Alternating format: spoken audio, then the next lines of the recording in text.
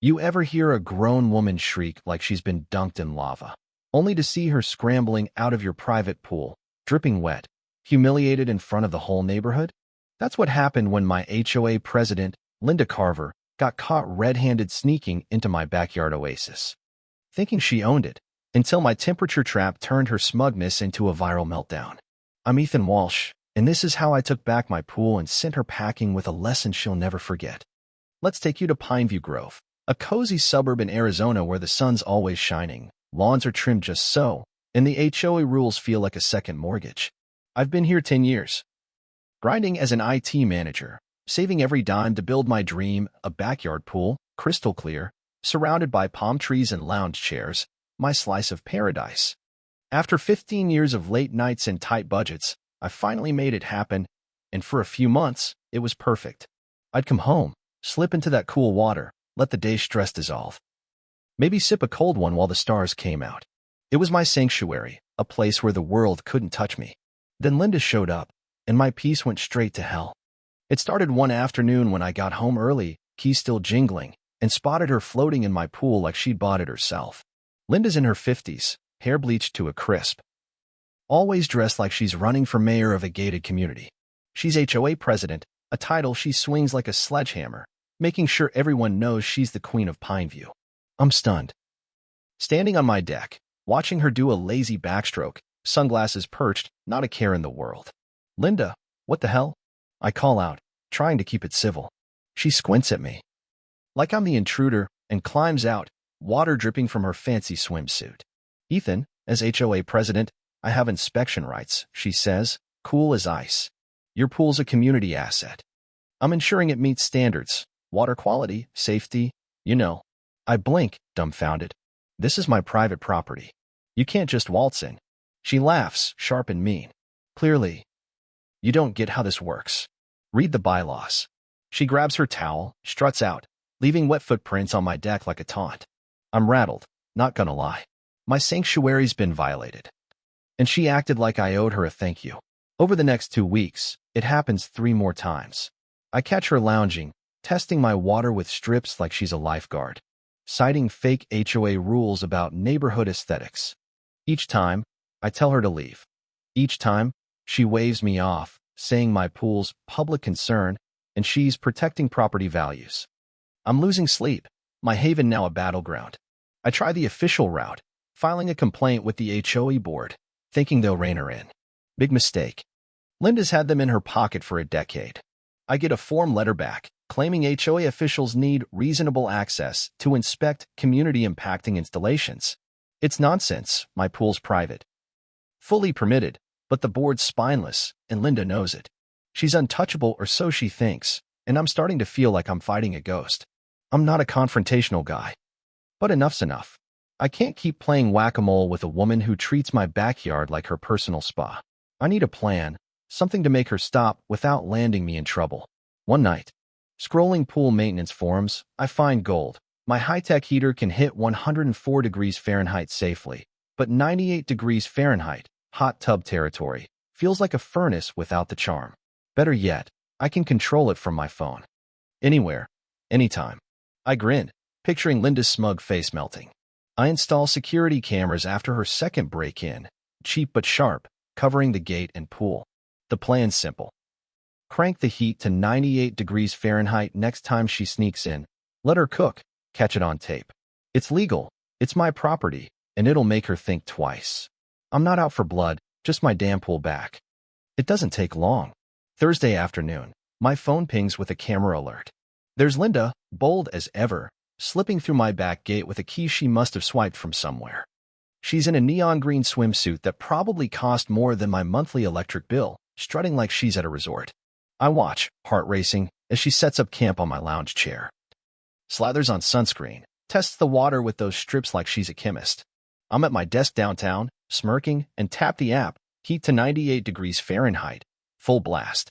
Linda dips a toe, frowns. Tests with her hand, but her ego's too big for caution. She steps in, all confidence, and I lean closer to my phone, holding my breath. Her face shifts, smug to confused, then pure panic. She's splashing, gasping, trying to play it cool but failing hard. The water's a sauna, and she's cooking. She flails, slipping on the edge, her perfect hair plastered, her HOA queen mask gone. It's not graceful, it's a glorious mess, and my cameras catch every second. Linda finally hauls herself out, red-faced, wheezing, her swimsuit clinging like a bad decision. She's humiliated. And the best part? She can't complain. She wasn't supposed to be there. My neighbor, Mrs. Kim, a retired librarian with a knack for gardening, sees the chaos from her yard and whips out her phone. Recording Linda's dripping, muttering exit. By evening, Mrs. Kim's videos blowing up in our neighborhood's X group, shared with captions like Pool Karen's meltdown and HOA Queen takes a dip. I'm floored, not just at Linda's fall, but at how fast the community pounces. For years, she's ruled with an iron clipboard, finding folks for trash cans out early, dictating flowerbed colors, making kids cry over chalk drawings. Now, her trespassing tantrums on blast, and the neighbors are done. Friday morning, my phone's a war zone. Texts, calls, DMs from folks I barely know. All buzzing about Linda's stunt. The video's gone beyond Pineview, hitting HOA horror groups online, racking up thousands of views. Over 50 complaints flood the HOA board in a day. Residents spilling stories of Linda's tyranny. I'm not the only one she's bullied. I'm just the one who caught her. She calls an emergency board meeting, thinking she can spin it, but it's a disaster. The community center's packed, not with her usual cronies, but with nearly 100 neighbors, some waving printed screenshots of her pool flop. It's less a meeting, more a roast. Mr. Lopez stands, voice shaking, telling how Linda fined his daughter's lemonade stand. Mrs. Nguyen shares how Linda threatened her over a non-compliant rose bush. A quiet retiree, Mr. Patel, admits she harassed him for leaving his garage open an inch too long. The stories pour out, raw and real, and I feel it. The weight of years lifting, a community finding its spine. Then comes the kicker. I share my security footage, crystal clear, showing Linda breaking in, using my pool, flailing in the heat. I lay out the facts. No HOA rule gives her inspection rights. Her community asset claims a lie, and her gate key's a mystery that smells like theft. A lawyer neighbor, Sarah, pipes up. Linda's actions are criminal trespass, violating county law. Not just HOA bylaws. The crowd murmurs, anger turning to resolve. Linda tries her old tricks, shouting about standards and values, but nobody's buying it. Her face crumples. That untouchable Oregon. The board, cornered by the mob, votes unanimously to oust her, ban her from future roles, and demand a public apology. They also forward my footage to the county prosecutor, opening the door to trespass charges, 6 months in jail, $5,000 fines on the table. Linda storms out, no queenly strut. Just a defeated woman muttering threats nobody hears. The prosecutor moves fast. 2 weeks later, Linda's summoned to court, facing trespassing charges and civil liability. I don't gloat. I don't need to. The neighborhood's transformed. Pineview's alive, porches blooming with funky planters, kids' bikes scattered, no clipboard patrols. The HOA's new board, led by Sarah, plans barbecues, not witch hunts. Jess and I throw a pool party, inviting everyone. Mrs. Kim brings her kimchi. The Lopez's kids splash like maniacs. Mr. Patel's humming, sipping lemonade. It's not just a party, it's a victory lap, a community breathing free. Standing by the pool, Jess's hand in mine, I feel whole, not because Linda's down, but because we stood up. That pool's mine again, my sanctuary, but it's more now a symbol we fought for, together. I was just a guy wanting peace, but taking on Linda showed me what we're capable of when we stop being scared. But here's what nags me, that gate key. How'd Linda get it? Was she alone? Or did someone help her? Her reign's over, but the HOA's old guard still lingers, whispering in corners. Did I kill a dragon?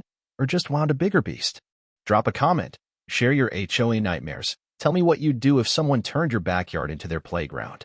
Is this justice? Or a splash too hot?